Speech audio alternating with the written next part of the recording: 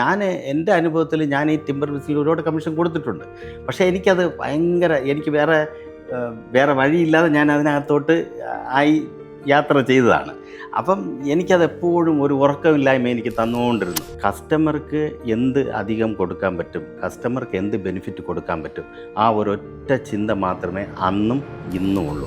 അത്രത്തോളം മാനസികമായിട്ട് ഞാൻ വളരെ പിരിമുറുക്കത്തിലും ഉറക്കമില്ലായ്മയും എനിക്കുണ്ടായിരുന്നു. അങ്ങനെ മൂന്നാമത്തെ ദിവസം പുള്ളിയും വൈഫുമായിട്ട് വന്നു. ഈ ഫർണിച്ചറിൻ്റെ വർക്ക്ഷോപ്പിൽ കണ്ടപ്പോൾ ഒരു വീട് അതിൻ്റെ പൂർണ്ണതയിലേക്ക് എത്തുന്നത് ശരിയായ ഫർണിച്ചർ ആ വീട്ടിലേക്ക് എത്തിച്ചേരുമ്പോഴാണ്. ഈ ഫർണിച്ചർ ബിസിനസ്സിൽ 35 വർഷത്തോളമായി വളരെ വിജയകരമായി തുടർന്നു വരുന്ന ജോസ്കോ ഫർണിച്ചറിൻ്റെ ഉടമയായ ശ്രീ ജോയ് അലക്സ് ആണ് നമ്മളൊപ്പം ഉള്ളത്. സ്വാഗതം സർ. ഈ ഒരു മേഖലയിൽ, പ്രത്യേകിച്ചും ഫർണിച്ചർ ബിസിനസ് മേഖലയിൽ ഇത്രയും കാലമായി തുടർന്നു വരിക എന്ന് പറയുന്നത്, വിജയകരമായി തുടർന്നു വരിക എന്ന് പറയുന്നത് ഒരു തരത്തിൽ വളരെ വ്യത്യസ്തമായ അല്ലെങ്കിൽ ഒരു വളരെ യുണീക്കായിട്ടുള്ളൊരു പ്രത്യേകതയാണ് ഞാൻ കാണുന്നത്. ഈ മേഖലയിലേക്ക് കടന്നു വരാനുണ്ടായ സാഹചര്യം, ഇതുവരെ വിജയകരമായി ഇത്രയും കാലം ഈ ബിസിനസ് തന്നെ തുടർന്നു വന്ന് ഇപ്പോഴും ഇത് കണ്ടിന്യൂ ചെയ്തു പോകാനുള്ള താങ്കളുടെ ആ ഒരു യാത്ര ഒന്ന് ചുരുക്കി പറയാമോ?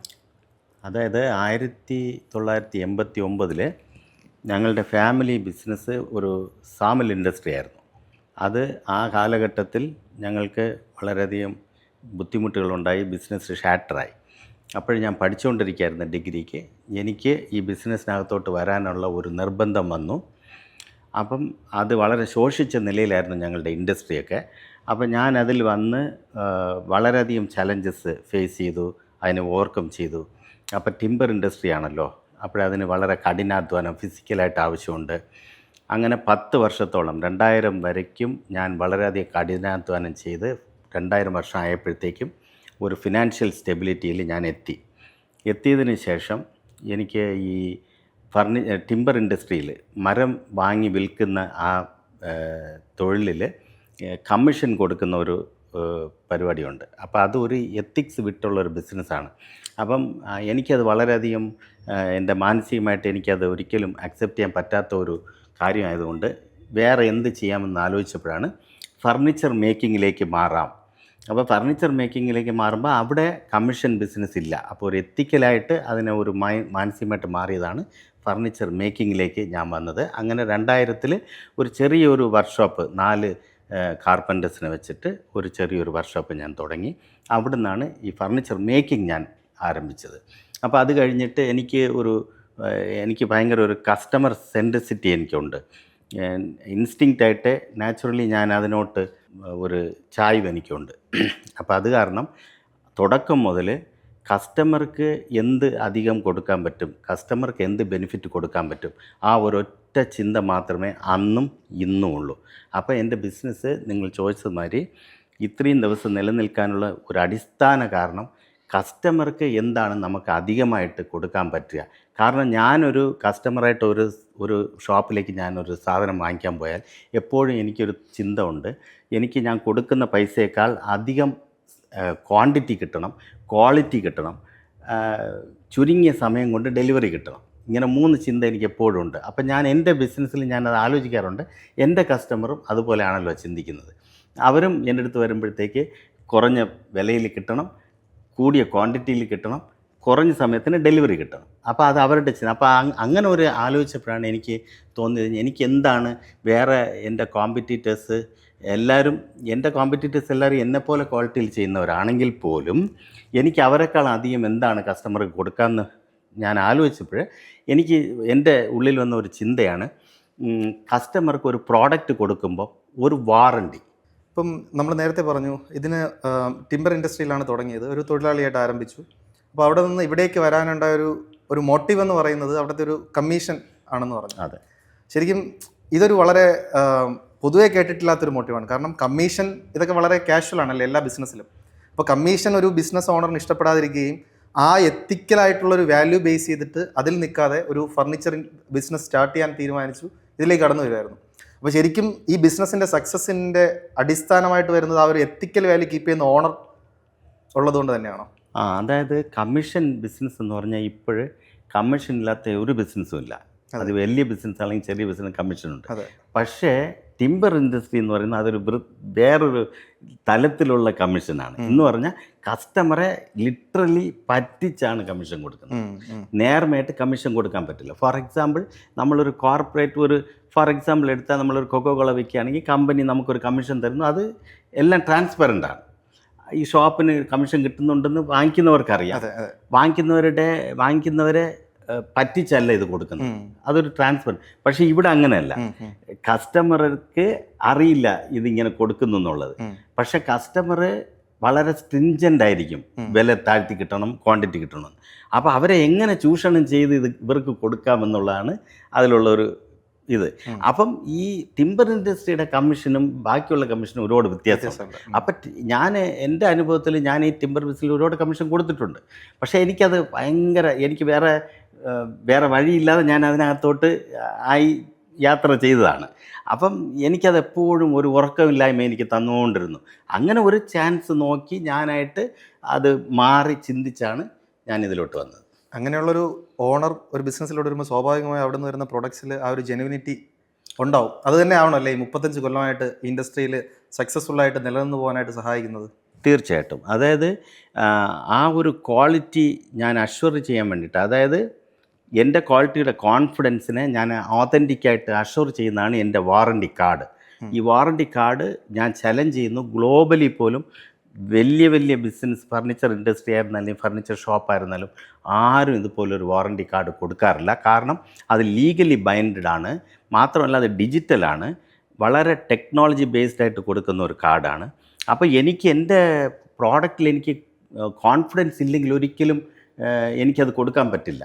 അതും ഞാൻ കൊടുക്കുന്നത് വാറണ്ടി എന്ന് പറഞ്ഞാൽ 2 വർഷം 3 വർഷമല്ല, ലൈഫ് ടൈം വാറണ്ടിയാണ്.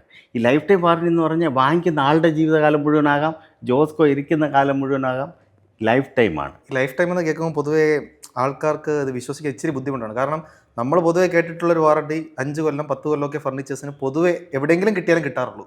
അപ്പോൾ ലൈഫ് ടൈം എന്ന് പറയുമ്പോൾ ഇപ്പോൾ ഒരു 30 വയസ്സുള്ള ഒരാൾ ഒരു ഫർണിച്ചർ എടുത്തു കഴിഞ്ഞാൽ അയാളുടെ ലൈഫ് ടൈം വാറണ്ടി എന്ന് പറയുമ്പം അത് വളരെ വലിയൊരു പീരീഡാണ്. അപ്പോൾ ആ സമയത്തോളം അതിന് ഒരു വാങ്ങുന്ന കമ്പനി തന്നെ അതിനൊരു അഷുറൻസ് കൊടുക്കുന്നുണ്ടെങ്കിൽ അത്രയും ബിൽഡ് ക്വാളിറ്റിയിൽ ഉള്ള വിശ്വാസം തന്നെയായിരിക്കണം അല്ലേ? അല്ല, അത് നിങ്ങൾ ചോദിച്ച ചോദ്യത്തിൽ അതിനുണ്ട്. ഇത്രയും കാലം എന്തുകൊണ്ടാണ് ഞാൻ ഈ ബിസിനസ്സിൽ നിൽക്കുന്നത്, ഞാൻ ഇന്നും സക്സസ്ഫുള്ളായിട്ട് റണ്ണാകുമെന്ന് പറഞ്ഞാൽ തുടക്കം മുതലേ ഞാൻ ക്വാളിറ്റിയെ അഷ്വർ ചെയ്യുന്നു കസ്റ്റമർ അടുത്ത്. അപ്പോൾ കസ്റ്റമർ അടുത്ത് ഞാൻ അഷ്വർ ചെയ്യണമെങ്കിൽ ഞാൻ ക്വാളിറ്റി ബേസ്ഡ് ആയിട്ടിരുന്നാലേ പറ്റുള്ളൂ. ഞാനിപ്പം എല്ലാവരും പറയുന്ന പോലെ 4 വർഷം 5 വർഷം എന്ന് പറയുന്നതല്ല. മാത്രമല്ല ഞാൻ എന്താണ് മാർക്കറ്റിൽ ഈ മറ്റുള്ളവരെക്കാൾ കൂടുതൽ എന്താണ് ഞാൻ കസ്റ്റമർക്ക് കൊടുക്കുന്നത്, ഞാൻ എന്താണ് ബെനിഫിറ്റ് കൊടുക്കുന്നത്, അതാണ് എൻ്റെ ചിന്ത. ഞാൻ എല്ലാവരും ചെയ്യുന്ന പോലെ അല്ല, വ്യത്യസ്തമായിട്ട് കസ്റ്റമർക്ക് ഒരു ബെനിഫിറ്റ് കൊടുക്കണമെന്നാണ് ഞാനിത് ചെയ്യുന്നത്. അപ്പോൾ ചെയ്യുമ്പോഴും എൻ്റെ ക്വാളിറ്റിയിൽ കോൺഫിഡൻസ് ഇല്ലെങ്കിൽ അത് ചെയ്യാൻ പറ്റില്ല. മാത്രമല്ല ഞാൻ വെറുതെ വായിൽ പറയുന്നതല്ല, അത് ഞാൻ ലീഗലി ബൈൻഡ് ചെയ്ത് ഞാൻ കൊടുക്കുന്നതാണ്. ഇത് കേൾക്കുന്നവർക്ക് സ്വാഭാവികമായിട്ടും വരുന്ന അടുത്തൊരു ചോദ്യമാണ്, എവിടെയാണ് ശരിക്കും ഇപ്പോൾ ബിസിനസ്, അതായത് ഷോപ്പ് എവിടെയാണുള്ളത്, ആൾക്കാർക്ക് എവിടെ നിന്നൊക്കെ അത് പർച്ചേസ് ചെയ്യാൻ പറ്റുന്നൊരു ചോദ്യമുണ്ട്. അതിനെക്കുറിച്ച് ഷോപ്പിനെ കുറിച്ചും. അതായത് ഞങ്ങളുടെ ഫർണിച്ചർ ഇൻഡസ്ട്രി മാർത്താണ്ഡം എന്ന് പറയുന്ന സ്ഥലത്താണ്, കന്യാകുമാരി ജില്ലയിലാണ്, മാർത്താണ്ഡത്താണ് ഇരിക്കുന്നത്. അവിടെ ഞങ്ങൾക്ക് ഷോറൂമുണ്ട്. പ്ലസ് ട്രിവാൻഡ്രത്ത് ഞങ്ങൾക്ക് ഡെമോ സെൻ്റർ ഉണ്ട്. മാത്രമല്ല പാൻ ഇന്ത്യ എനിക്ക് ലോജിസ്റ്റിക്സ്, ഞങ്ങളുടെ ഓൺ ലോജിസ്റ്റിക്സിൽ ഞങ്ങൾ ഡെലിവറി ചെയ്യുന്നുണ്ട്. പാൻ ഇന്ത്യ ഡെലിവറി ചെയ്യുന്നുണ്ട്. പിന്നെ ഞങ്ങളുടെ ഞങ്ങളുടെ ഓൺ മേക്കിംഗ് ആയതുകൊണ്ടാണ് ഞാൻ പ്രത്യേകിച്ചും ഈ വാറണ്ടി ഞങ്ങൾക്ക് കൊടുക്കാൻ പറ്റും. ഞങ്ങൾ ഒരിക്കലും വാങ്ങിച്ച് വിൽക്കാറില്ല, എല്ലാം ഞങ്ങൾ സ്വയമേ ചെയ്താണ് കൊടുക്കുന്നത്. അപ്പോൾ അതിനൊരു സ്റ്റാൻഡേർഡ് നമ്മൾ കീപ്പ് ചെയ്യുന്നുണ്ട്. അപ്പോൾ എല്ലാ തരത്തിലുള്ള തടിയിലെയും ഫർണിച്ചേഴ്സ് ഉണ്ടാക്കുന്നുണ്ടോ, അതോ ഏതെങ്കിലും ഒരു പ്രത്യേകമായിട്ടുള്ള ടിമ്പർ വിഭാഗങ്ങളിലേക്ക് ഒതുങ്ങി നിൽക്കുന്ന ബിസിനസ്സാണോ? പ്രത്യേകിച്ച് നമുക്ക് ഫർണിച്ചർ മേക്ക് ചെയ്യാനായിട്ട് തേക്ക് സാധാരണ ഉപയോഗിക്കുന്ന നല്ല മരമാണ്. തേക്കിന് ഓപ്ഷണലായിട്ട് വില കുറച്ച് കസ്റ്റമർക്ക് തേക്കിൻ്റെ ഈക്വൽ ക്വാളിറ്റിയിൽ കൊടുക്കാൻ പറ്റിയത് നമ്മുടെ നാട്ടിൽ കിട്ടുന്ന അക്കേഷ്യ മരം, മഹാഗണി മരമാണ് ഞങ്ങളിത് യൂസ് ചെയ്യുന്നത്. ഈ ഫർണിച്ചർ പൊതുവേ നമ്മൾ കിട്ടുന്ന ഫർണിച്ചർ തേക്കെന്ന് പറയുമ്പം അതിൻ്റെ ഔട്ടർ ഫ്രെയിം തേക്കിലും ബാക്കിയുള്ള ഇൻറ്റേർണൽ, ഇപ്പോൾ കട്ടിലെടുത്ത് കഴിഞ്ഞാൽ എനിക്ക് അനുഭവമുള്ളൊരു കാര്യം ഞാൻ പറയുവാണ്. കട്ടിൽ തേക്ക് എന്ന് പറഞ്ഞ് പർച്ചേസ് ചെയ്ത സാധനം കട്ടിലിൻ്റെ ഇടയിൽ വരുന്ന കുറച്ച് പാളികളൊക്കെ അവർ മറ്റ് തടികൾ ഉപയോഗിക്കുക, അതിൻ്റെ മെയിൻ ഫ്രെയിം മാത്രം തേക്കിൽ നിൽക്കുകയൊക്കെ ചെയ്യും. അങ്ങനെയാണോ, അതോ തേക്കെന്ന് പറഞ്ഞാൽ എൻഡ് ടു എൻഡ് തേക്ക് പ്രോഡക്റ്റ് ആയിരിക്കും ഡെലിവറി ചെയ്യുക? ഇതിനെപ്പറ്റി ഞാൻ ഫസ്റ്റിലൊരു പോയിൻ്റ് എന്താ പറയുന്നത് പറഞ്ഞാൽ, സാധാരണ ഒരു കസ്റ്റമർ എപ്പോഴും ഒരു ഫർണിച്ചറിനെ അതിൻ്റെ ഫസ്റ്റ് ലുക്കിലാണ് ഇഷ്ടപ്പെട്ട് വാങ്ങിക്കുന്നത്. അതെ അതെ. അപ്പോഴേ ഒരു ഫോർ എക്സാമ്പിൾ നിങ്ങൾ കട്ടിൽ പറഞ്ഞതുകൊണ്ട് ഞാൻ കട്ടിൽ പറയാണ്. ഒരു കടയിലും പോയി കട്ടിലിൻ്റെ അടിഭാഗം കാണിക്കാൻ ഒരു കസ്റ്റമർ പറയുകയില്ല. ഉം. ഷോപ്പിലുള്ള ആൾ അത് അനുവദിക്കുകയില്ല, അത് ഇഷ്ടപ്പെടുകയില്ല. അതെ. പക്ഷേ അതിനർത്ഥം ആ പ്രോഡക്റ്റ് മോശമൊന്നല്ല. ഉം. ആ ഷോപ്പുകാരൻ വെച്ചിരിക്കുന്നത് മോശമുള്ള സാധനമൊന്നല്ല, ക്വാളിറ്റിയാണ്. ഉം. പക്ഷേ ഈ കാര്യം പറയുമ്പോൾ ഞങ്ങളുടെ ഒരു പ്രത്യേകത പറയാം. അത് എങ്ങനെയെന്ന് പറഞ്ഞാൽ എനിക്ക് എൻ്റെ ഈ ബിസിനസ്സിൽ എൻ്റെ തുടക്കത്തിൽ എനിക്കൊരു ഇൻസിഡൻ്റ് ഉണ്ടായിട്ടുണ്ട്. ഞാൻ 2000 ബിസിനസ് ആരംഭിച്ചപ്പോൾ ഉം. ഞാൻ 4 കാർപ്പൻറ്റേഴ്സ് ഉണ്ടെന്ന് പറഞ്ഞല്ലോ. അതെ. അപ്പോൾ ആ സമയത്ത് ഞങ്ങളുടെ നാട്ടിലുള്ള ഒരു വലിയൊരു ബിസിനസ്സുകാരൻ പുള്ളിയുടെ വൈഫുമായിട്ട് എൻ്റെ വർക്ക്ഷോപ്പിലേക്ക് വരികയാണ്. അപ്പം ആ വർക്ക്ഷോപ്പിലേക്ക് വരുമ്പോൾ പുള്ളിയുടെ കയ്യിലൊരു ഒരു ഡൈനിങ് സെറ്റിൻ്റെ ഒരു റോയലായിട്ട് ഒരു എലിഗൻ്റ് ആയിട്ടുള്ള ഒരു ഡൈനിങ് സെറ്റിനൂടെ ഒരു പിക്ചറും കൊണ്ട് വന്നു പുള്ളി. അപ്പോൾ പുള്ളി ഇതെന്നെ കാണിച്ചു. അപ്പോൾ പുള്ളി കാണിച്ചപ്പോൾ തന്നെ എനിക്ക് ഒരു ത്രില്ലായി. എനിക്കത് ഭയങ്കര ഇഷ്ടപ്പെട്ട് എനിക്കത് ചെയ്യണമെന്നൊരു തോന്നലൊക്കെ വന്നു. അപ്പോൾ പുള്ളിക്കാരൻ ഇങ്ങനെ കുറച്ച് നേരം എന്നോട് ഇൻട്രാക്റ്റൊക്കെ ചെയ്ത് എന്നിട്ട് പുള്ളി ഒന്നും പറയാതെ ഇറങ്ങിപ്പോയി. അപ്പോൾ ഈ പറയാതെ ഇറങ്ങിപ്പോയപ്പോൾ എനിക്കൊരു ഹ്യൂമിലിയേഷൻ അല്ല, ഒരു റിജക്ഷൻ അല്ല, എന്തോ ഒരു ബാഡ് ഫീലിംഗ് എനിക്ക് വന്നു. എന്താണെന്ന് പറഞ്ഞാൽ എനിക്ക് മനസ്സിലായി പുള്ളി ഇത് എൻ്റെ വർക്ക്ഷോപ്പിൻ്റെ സെറ്റപ്പും എന്നെയൊക്കെ കണ്ടപ്പോൾ ഞാൻ ഇന്ന് 23 വയസ്സേ ഉള്ളൂ, ഇവനങ്ങ് ചെയ്യുമോ എന്നൊക്കെ ഉള്ളൊരു ഇതിൽ പുള്ളി പോയതാണെന്ന് എനിക്ക് മനസ്സിലായി. പക്ഷേ എനിക്കത് എൻ്റെ നേച്ചർ, എൻ്റെ ഇൻസ്റ്റിങ്ക്റ്റ് അവിടെ വിടാൻ എനിക്ക് തോന്നിയില്ല. അപ്പോൾ ഞാൻ എന്ത് ചെയ്തെന്ന് പറഞ്ഞാൽ അപ്പോൾ ഈ മൊബൈൽ ഫോണൊന്നും ഇല്ലല്ലോ. അപ്പോൾ അടുത്ത ദിവസം രാവിലെ ഞാൻ എന്ത് ചെയ്തു, പുള്ളിയുടെ വീട് ഞങ്ങളുടെ ഇൻഡസ്ട്രിയുടെ അടുത്താണ്. ഞാൻ പോയി പുള്ളി നോക്ക് ചെയ്തു, ഡോർ നോക്ക് ചെയ്തു. ഒരു 4-5 ദിവസം റെഗുലറായിട്ട് പോയി പുള്ളി എന്നെ കാണുന്നുണ്ട്, പുള്ളി എൻ്റെ അടുത്ത് റൂഡായിട്ട് സംസാരിക്കുന്നുണ്ട്, എന്നെ റിജക്റ്റ് ചെയ്യുന്നുണ്ട്. എന്നാലും ഞാൻ വിട്ടില്ല. ഒരു 3-4 ദിവസം കഴിഞ്ഞിട്ട് പുള്ളി എനിക്കൊന്ന് സംസാരിക്കാൻ ഒരു ചാൻസ് തന്നു. എൻ്റെ ശല്യം കാരണമായിരിക്കാം. അപ്പോൾ ഞാൻ പുള്ളിയെടുത്ത് ഒരു വാക്ക് പറഞ്ഞു, സാർ ഒരു കാര്യം ചെയ്യണം, ആ പിക്ചർ എനിക്ക് തരണം, ഞാൻ ഈ ഫർണിച്ചറിനെ മേക്ക് ചെയ്ത് വെക്കാം, സാർ വന്ന് നോക്കുക, ഇഷ്ടപ്പെട്ടെങ്കിൽ എടുക്കുക, പ്രൈസ് വേണമെങ്കിലും സാർ ഫിക്സ് ചെയ്യുക എന്ന് പറഞ്ഞിട്ട് ഞാൻ അപ്പോൾ പറഞ്ഞപ്പം പുള്ളി എന്നോട് ചെയ്യാനും പറഞ്ഞില്ല, ചെയ്യണ്ടെന്നും പറഞ്ഞില്ല. ആ പിക്ചർ ഞാൻ പുള്ളിയുടെ നിന്ന് സ്നാച്ച് ചെയ്തതുപോലെ വാങ്ങിച്ചു. ഞാനത് വാങ്ങിച്ചുകൊണ്ടുവന്നു. അപ്പോൾ അത് എൻ്റെ ഇമ്മച്യൂരിറ്റിയും എൻ്റെ ഒരു എന്താ പറയുക ആ പ്രായത്തിൻ്റെയും എനിക്ക് ഒരു വൈബ്രൻ്റായിട്ട് ഒരു കാര്യം ചെയ്യണമെന്നുള്ള ആ ഒരു സ്വഭാവത്തിലാണ് ഞാനത് വാങ്ങിച്ചുകൊണ്ട് ഞാൻ തന്നെ അസ്യൂം ചെയ്തു പുള്ളി എനിക്ക് ഓർഡർ തന്നെന്ന്. പക്ഷെ തന്നില്ല, തരാതെ ഇരുന്നില്ല. ഞാൻ വന്നു ഫർണിച്ചർ മേക്ക് ചെയ്യാനായിട്ട് തുടങ്ങി. അപ്പോഴാണ് ഞാൻ ആലോചിച്ചത് ഈ എൻ്റെ കൂടെ ഇരിക്കുന്ന 4 പേര് അതിന് സ്കിൽഡ് അല്ല. അപ്പോൾ ഞാൻ എന്ത് ചെയ്തു, പുതിയ ഒരു സ്കിൽഡ് കാർപ്പൻ്ററെ തേടി ഒരുപാട് ട്രാവൽ ചെയ്തു, ഒരുപാട് പൈസ ചിലവാക്കി, ആഴ്ചകളോളം ഞാൻ ബുദ്ധിമുട്ടി. അവസാനം ഞാൻ ഒരാളെ കണ്ടെത്തി, ഒരു കാർപ്പൻ്റർ, സ്കിൽഡ് കാർപ്പൻ്ററെ കണ്ടെത്തി. പുള്ളി എന്നോട് ചോദിച്ച വേജസ് അന്നത്തേക്ക് ഡബിൾ വേജസാണ് എന്നോട് ചോദിച്ചത്. കാരണം അത്രത്തോളം പുള്ളി സ്കിൽഡാണ്. പക്ഷേ എനിക്കത് കൊടുക്കാനുള്ള പ്രാപ്തി എനിക്കൊന്നില്ല. പക്ഷേ എന്നാലും ഞാൻ അതെല്ലാം ബ്ലൈൻഡായിട്ട് വിട്ടിട്ട് എല്ലാം അക്സെപ്റ്റ് ചെയ്തിട്ട് പുള്ളിയെ കൊണ്ട് ചെയ്യിച്ചു. അപ്പോൾ എനിക്ക് അന്ന് ഫർണിച്ചർ മേക്കിങ്ങിനെ കുറിച്ച് വലിയ ഗ്രാഹ്യമൊന്നും എനിക്കില്ല. എന്നാലും ഞാൻ എന്ത് ചെയ്തു, ഒരു 90 ദിവസത്തോളം ഈ പ്രോസസ്സ് നടന്നു. അത്രത്തോളം ഒരു ബ്രഹ്മാണ്ഡമായ വലിയൊരു എലിഗൻ ഫർണിച്ചറാണത്. അപ്പം ഞാൻ എന്ത് ചെയ്തു, ഈ 90 ദിവസവും പുള്ളിയുടെ ഒരു അസിസ്റ്റൻ്റ് കാർപ്പൻ്റർ പോലെ ഞാൻ കൂടെ ട്രാവൽ ചെയ്ത് രാവും പകലും പുള്ളിക്ക് ചായ വാങ്ങിച്ചു കൊടുക്കുകയും പുള്ളി അസിസ്റ്റ് ചെയ്യുകയും പുള്ളിയെ കൊണ്ട് ഇത് ചെയ്യിക്കുകയും ചെയ്ത് 90ഓളം ദിവസം കഴിഞ്ഞിട്ട് ഇത് മേക്ക് ചെയ്ത് ഫിനിഷായി. അപ്പോൾ ഫിനിഷായി ഇത് വെച്ചപ്പോഴത്തേക്കും എൻ്റെ ഫ്രണ്ട്സ്, എൻ്റെ റിലേറ്റീവ്സ് ഇവരെല്ലാം നിറച്ച് പേര് വന്ന് കണ്ടു, ഒരുപാട് സന്തോഷമായി. കാരണം അന്നത്തെ കാലഘട്ടത്തിൽ ഇങ്ങനൊരു ഫർണിച്ചർ നമ്മുടെ നാട്ടിലെങ്ങും ഒരിടത്തുമില്ല. അപ്പം ഞങ്ങൾ മാർത്താണ്ഡത്താണ് ഇരിക്കുന്നത്. അപ്പോൾ ഇങ്ങനൊരു ഫർണിച്ചർ കാണണമെങ്കിൽ ട്രിവാൻഡ്രത്ത് ഏതെങ്കിലും അപ്പോഴത്തെ കാലത്ത് ഏതെങ്കിലും എവിടെയെങ്കിലും ഉണ്ടെങ്കിലേ ഉള്ളൂ, ഒരിടത്തും ഇങ്ങനൊരു സാധനമില്ല. അപ്പോൾ അത്ര ഒരു മേക്കിംഗ് ആണ് അത് ചെയ്തത്. അപ്പോൾ ഈ സെലിബ്രേഷൻ നടക്കുമ്പോഴാണ് എൻ്റെ മനസ്സിൽ വേറൊരു ചിന്തയും ഒരു ഭയവും എനിക്ക് വന്നത്. അപ്പോഴെനിക്ക് തോന്നിയത്, പുള്ളിക്കാരൻ എനിക്ക് ഓർഡർ തന്നില്ലല്ലോ, പിന്നെ എങ്ങനെയാണ് ഞാനിത് ചെയ്തതെന്ന് അപ്പോഴാണ് എൻ്റെ മനസ്സിൽ തോന്നിയത്. അപ്പോൾ എനിക്കൊരു ഫിയർ ഓഫ് റിജക്ഷൻ അപ്പോൾ വന്നു. എനിക്ക് ഭയങ്കര ഡിസ്റ്റർബ്ഡ് ആയിരുന്നു. അപ്പോൾ ഈ സെലിബ്രേഷനൊക്കെ അങ്ങ് മാറി ഇത് ചിന്ത ഇങ്ങോട്ട് വന്നു. എന്നിട്ട് ഞാൻ അടുത്ത ദിവസം പുള്ളിയെ പോയി ഇത് ഇൻഫോം ചെയ്യാൻ, ഞാനിത് ചെയ്ത് വെച്ചിട്ടുണ്ട് എന്ന് ഇൻഫോം ചെയ്യാൻ വേണ്ടിയിട്ട് പഴയതുപോലെ പോയി നോക്ക് ചെയ്ത് പുള്ളി എന്നെ റിജക്റ്റ് ചെയ്യും, ഒന്ന് കാണാത്ത പോലെ ഇരിക്കുകയും എന്നെ ഒരു ജസ്റ്റ് നെഗ്ലക്റ്റ് ചെയ്ത് അങ്ങനെ ഒത്തിരി ഹ്യൂമിലിയേഷനൊക്കെ വന്ന് പിന്നെ അതുപോലെ ഒരു 5-6 ദിവസം കഴിഞ്ഞ് പുള്ളി എനിക്ക് പ്രത്യക്ഷപ്പെട്ട് എന്നോട് സംസാരിച്ചു. അപ്പോൾ ഞാൻ പറഞ്ഞു സാർ ഇങ്ങനെ പ്രോഡക്റ്റൊക്കെ റെഡി ആയിട്ടുണ്ട് എന്ന് പറഞ്ഞപ്പോൾ പുള്ളി പറഞ്ഞു ഓക്കെ ഞാൻ വരാം, വന്ന് നോക്കിയിട്ട് തീരുമാനിക്കാം. അപ്പോൾ പെട്ടെന്ന് എൻ്റെ മനസ്സിലൊരു ആശ്വാസം തോന്നി. ഓക്കെ പുള്ളി വേറെ അടുത്ത് വാങ്ങിച്ചില്ലല്ലോ, എന്തൊരു ആശ്വാസം തോന്നി. അങ്ങനെ വീണ്ടും 3 ദിവസം കഴിഞ്ഞാണ് പുള്ളി വരുന്നത്. അപ്പം ഈ 5 ദിവസം പോയി നോക്ക് ചെയ്ത ടൈമിനേക്കാൾ പ്രഷറും ടെൻഷനുമായി എനിക്ക് 3 ദിവസം. അത്രത്തോളം മാനസികമായിട്ട് ഞാൻ വളരെ പിരിമുറുക്കത്തിലും ഉറക്കമില്ലായ്മയും എനിക്കുണ്ടായിരുന്നു. അങ്ങനെ 3-ാമത്തെ ദിവസം പുള്ളി വന്നു, പുള്ളിയും വൈഫുമായിട്ട് വന്ന് ഈ ഫർണിച്ചറിൻ്റെ വർക്ക്ഷോപ്പിൽ കണ്ടപ്പോൾ ആ വർക്ക്ഷോപ്പിൽ ശരിക്കും പറഞ്ഞ ഒരു വൃത്തിയുള്ള ഒരു ആംബിയൻസ് അല്ലല്ലോ. അപ്പോൾ പുള്ളി പറഞ്ഞു നിങ്ങളെൻ്റെ ഡൈനിങ് റൂമിലേക്ക് വീട്ടിലേക്ക് കൊണ്ടുപോകാം, ഞാൻ അവിടെ വന്നിട്ട് നോക്കിയിട്ട് തീരുമാനിക്കാമെന്ന് പറഞ്ഞു. അപ്പോൾ ഈ ഇത്രയും ഹെവി ഫർണിച്ചറാണ്, ഒരു 5-6 പേര് എടുത്തുകൊണ്ടേ പോകാൻ പറ്റില്ല, അത്രയും വലിയ ഇതാണ്. എന്നാലും ആ ഒരു എൻ്റെ ഒരു ഉത്സാഹത്തിൽ ഞാനതിനെ കൊണ്ട് പുള്ളിയുടെ വീട്ടിൽ ഡൈനിങ് റൂമിൽ വെച്ചു. അവിടെ സംഭവിച്ചതെന്തെന്ന് പറഞ്ഞാൽ പുള്ളി വെച്ച് കഴിഞ്ഞപ്പോൾ ഉച്ച സമയമാണ്.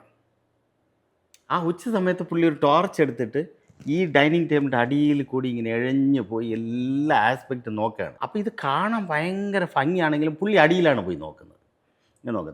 ആ സമയത്ത് പുള്ളിയുടെ വൈഫ് എന്നോട് ഓരോ ചെയർ മറിച്ച് കാണിക്കാൻ ചോദിക്കുകയാണ്. അപ്പോൾ ഞാനിങ്ങനെ മറിച്ച് കാണിക്കാൻ പുള്ളിക്കാരി ഇതെല്ലാം നോക്കുകയും ഇങ്ങനെ ഒരു അരമണിക്കൂർ ഇവർ രണ്ടുപേരും കൂടി ഇങ്ങനെ ഒരു ഇൻസ്പെക്ഷൻ നടന്നുകൊണ്ടിരുന്നു. അപ്പോൾ എൻ്റെ മനസ്സിൽ മുഴുവൻ എൻ്റെ തോട്ട് എന്തെന്ന് പറഞ്ഞാൽ ഇത് ഇയാൾ റിജക്റ്റ് ചെയ്യുമോ, അല്ലെങ്കിൽ ഇതേപോലെ എന്തിനാണ് ഇത് അടിയിൽ കൂടി പോയി നോക്കുന്നത്, ഇതൊരു ഫർണിച്ചർ എന്ന് പറയുമ്പോൾ ഇത് ഇങ്ങനെയല്ലേ നോക്കട്ടെ, എന്തിനാണ് ഇവർ രണ്ടുപേരും ഇങ്ങനെ അടിയിൽ നോക്കുന്നത്, എനിക്കൊരു ചിന്ത വന്നു. അങ്ങനെ ഇതെല്ലാം കഴിഞ്ഞ് ആദ്യമായിട്ട് പുള്ളി എന്നെ റെസ്പെക്റ്റ് ചെയ്ത് എന്നെ ഇരിക്കാൻ പറഞ്ഞു, എൻ്റെ പുള്ളിയുടെ മുന്നിലിരുത്തി. എന്നിട്ട് പുള്ളിക്ക് സന്തോഷമായി ഇതൊക്കെ കണ്ടിട്ട്. അപ്പോൾ എനിക്ക് വലിയ ആശ്വാസമായി. അപ്പോൾ പുള്ളി ചോദിച്ച എത്ര രൂപയാണ്, ഞാൻ വർക്കൗട്ട് ചെയ്ത് പറഞ്ഞു. പുള്ളി ഒരു പൈസ കുറയ്ക്കാതെ എനിക്ക് തന്നു. ഈ ഒരു അനുഭവമാണോ ശരിക്കും ഇപ്പോൾ നേരത്തെ പറഞ്ഞല്ലോ എൻഡ് ടു എൻഡ് ഒരേ ക്വാളിറ്റിയിൽ ഒരു കസ്റ്റമർ വന്നാൽ ഏറ്റവും ഏത് ഭാഗവും കാണിച്ചു കൊടുക്കുന്ന രീതിയിലുള്ളൊരു, അതാണ് ഞാൻ പറഞ്ഞു വന്നത്. അപ്പോൾ അവിടെ നിന്ന് ഞാൻ പഠിച്ച വിഷയം എന്തെന്ന് പറഞ്ഞാൽ, അപ്പോൾ ഫർണിച്ചറിൻ്റെ വിസിബിൾ അല്ലാത്ത പോർഷനിലും സ്റ്റാൻഡേർഡ് പ്രതീക്ഷിക്കുന്ന കസ്റ്റമേഴ്സ് ഉണ്ട്. അവിടെ നിന്നാണ് എനിക്ക് ഇങ്ങനെ ഒരു തോട്ട് എനിക്ക് വന്ന്, പിന്നെ ഞാൻ മേക്ക് ചെയ്യുന്ന എല്ലാ ഫർണിച്ചറും ഞാൻ ഇതുപോലെ അടിവശം, അതായത് പുറവശമല്ല മാത്രമല്ല അടിവശവും നിങ്ങൾ ചോദിച്ചു തേക്ക് കട്ടിൽ ചെയ്യുമ്പം അടിയിൽ എന്താണ് ഇടുന്നത്. അപ്പം ഞാൻ എൻ്റെ ഷോപ്പിൽ ഇപ്പം ഞാനും എൻ്റെ കോമ്പറ്റീറ്റർ, എൻ്റെ അടുത്ത ഷോപ്പ് കോമ്പറ്റീറ്റർ എല്ലാവരും ക്വാളിറ്റിയാണ് ചെയ്യുന്നത്. ഇപ്പം ഒരു തേക്ക് കട്ടിലിൻ്റെ അടിയിൽ വേറൊരു മരം ഇട്ടെന്ന് പറഞ്ഞ ഒരു പ്രശ്നമില്ല, ക്വാളിറ്റിക്കൊന്നും ഒരു പ്രശ്നമില്ല. അവർ ചെയ്യുന്നത് ഞാൻ ചെയ്യുന്നതും ക്വാളിറ്റിയാണ്. പക്ഷേ ഞാൻ അവർക്ക് മേലാണ്, നമ്മുടെ സ്റ്റാൻഡേർഡ് അതിന് മേലാണ്.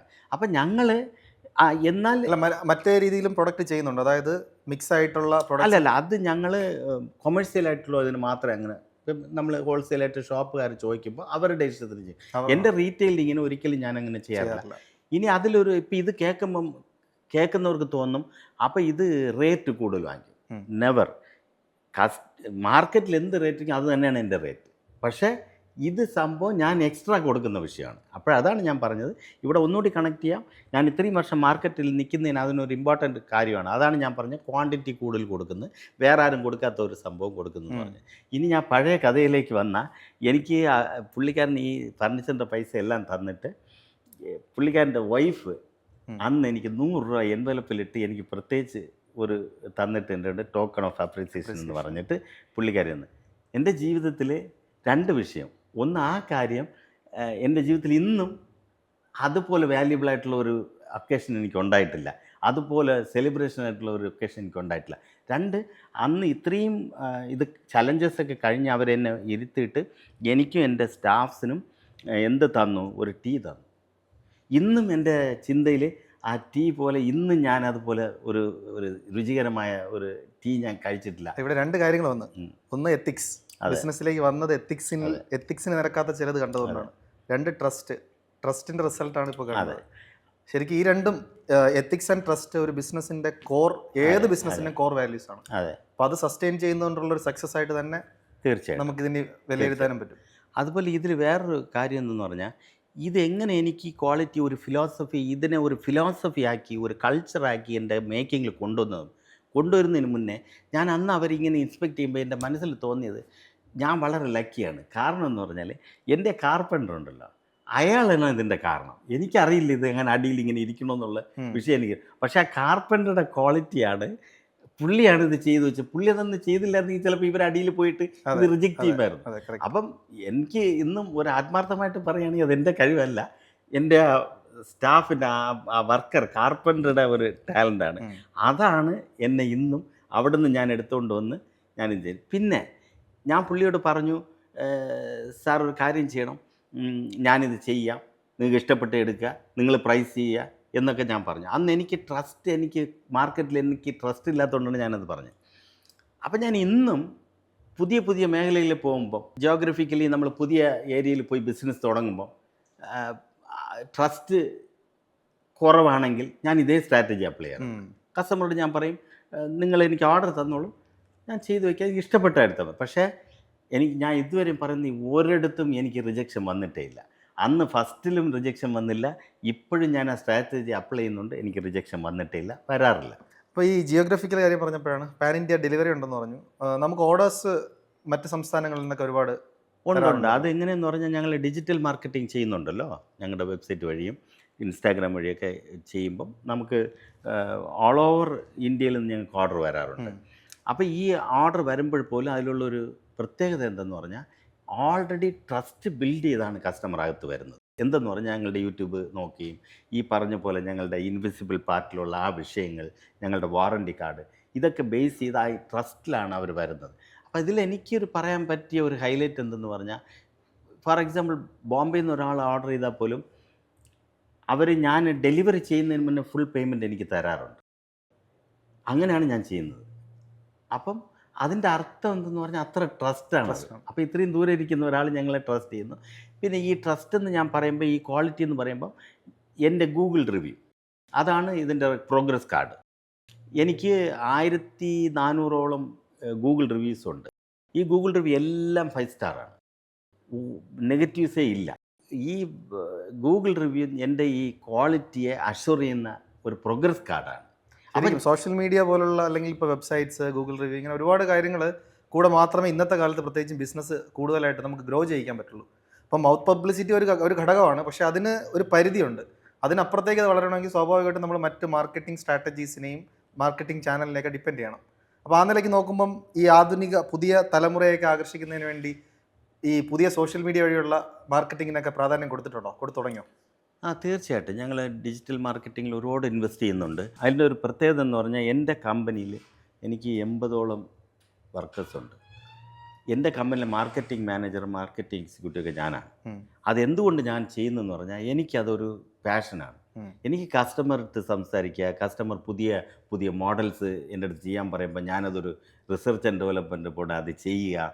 പിന്നെ കസ്റ്റമർ എന്തെങ്കിലും ഗ്രീവിയൻസ് പറഞ്ഞാൽ അതിനെ അറ്റൻഡ് ചെയ്യുക. ഇതൊക്കെ എനിക്കൊരു ഭയങ്കര ഹരമാണ്. ഇതെനിക്ക് കസ്റ്റമർ ഇൻട്രാക്ഷൻ എപ്പോഴും എനിക്കൊരു ഹരമായതുകൊണ്ട് മാർക്കറ്റിംഗ് ഞാനാണ് ഹാൻഡിൽ ചെയ്യുന്നത്. അപ്പം ലീഡ്സൊക്കെ വരുമ്പോഴാണെങ്കിലും ഞാനാണത് ഫസ്റ്റ് പിച്ച് ഞാൻ ചെയ്തിട്ട് പിന്നെയാണ് ഞാൻ എൻ്റെ സബോർഡിനേറ്റ്സൊക്കെ അത് കൊടുക്കാറുള്ളത്. അപ്പം ചുരുക്കത്തിൽ പറഞ്ഞു വരുന്നതെന്ന് പറഞ്ഞാൽ, ആസ് എ ബിസിനസ് ഓണർ ഞാൻ ഇത്രയും 35 വർഷത്തെ എക്സ്പീരിയൻസിൽ ഞാൻ മനസ്സിലാക്കിയതെന്ന് പറഞ്ഞാൽ, ഒരു ബിസിനസ് ഓണർ ഈ മാർക്കറ്റിങ്, സെയിൽസ്, പ്രൊഡക്ഷന്, ഇതിനെപ്പറ്റിയെല്ലാം ഒരു പരിധി വരെയെങ്കിലും ഒരു ജ്ഞാനവും ഒരു പാഷനും ഇല്ലെങ്കിൽ ഒരിക്കലും ഇത് മുന്നോട്ട് പോകില്ല. അപ്പം നിങ്ങൾ ചോദിച്ച ഒരു ചോദ്യം, റിലവൻ്റായ ഒരു ചോദ്യം എന്ന് പറഞ്ഞാൽ, ഇത്രയും വർഷം എങ്ങനെ നിൽക്കും, അതിന് ഇതൊരു കാരണമാണ്. എൻ്റെ ആ പാഷന്, ഞാൻ എല്ലാത്തിനും അപ്രോച്ച് ചെയ്യുന്ന ഒരു രീതി, ഞാൻ എപ്പോഴും കസ്റ്റമർ പോയിൻ്റ് ഓഫ് വ്യൂവിൽ നിന്നാണ് ചിന്തിക്കുന്നത്. ഞാൻ നേരത്തെ നിങ്ങളോട് പറഞ്ഞു, ഞാനൊരു കസ്റ്റമറായിട്ട് പോയി നിൽക്കുമ്പോൾ എനിക്ക് എന്തൊക്കെ ചിന്ത വരും, അതുപോലെയാണ് എൻ്റെ ഒരു കസ്റ്റമർ എൻ്റെ അടുത്ത് വരുമ്പോൾ ചിന്തിക്കുന്നത്. ആ ഒരു പെർസ്പെക്റ്റീവിലാണ് ഞാൻ ഇവരോട് അപ്രോച്ച് ചെയ്യുന്നത്. അതാണ് എൻ്റെ ശരിക്കും പറഞ്ഞാൽ ഞാൻ ഇന്നും മാർക്കറ്റിൽ നിൽക്കാനുള്ള ഒരു. അപ്പോൾ എന്തായാലും ഈ 35 കൊല്ലം നീണ്ട ഒരു വിജയകരമായ ബിസിനസ് യാത്ര ഇനിയും ഈ നിലയിൽ തന്നെ വളരെ വിജയകരമായി കൂടുതൽ മേഖലകളിലേക്ക് വ്യാപിപ്പിച്ച് തുടരാൻ പറ്റട്ടെ. ഈ സത്യസന്ധമായ രീതിയിൽ ഇപ്പം താങ്കളുടെ വിശദീകരണം കേൾക്കുമ്പോൾ തന്നെ മനസ്സിലാവും, വളരെ ജെന്യുവനായിട്ടും ട്രസ്റ്റ് വർത്തി ആയിട്ടും കൂടാതെ വാല്യൂ ബേസ്ഡ് ആയിട്ടും കസ്റ്റമർ ഓറിയൻറ്റഡ് ആയിട്ടുള്ളൊരു ബിസിനസ് ഈ രീതിയിൽ ചെയ്ത് വളരെ മികച്ച രീതിയിലുള്ളൊരു വിജയം ഇനി വരും കാലങ്ങളിലും താങ്കൾക്കുണ്ടാവട്ടെ എന്ന് ആശംസിക്കുന്നു. ഇത്രയും നേരം ചേർന്നതിന് നന്ദി.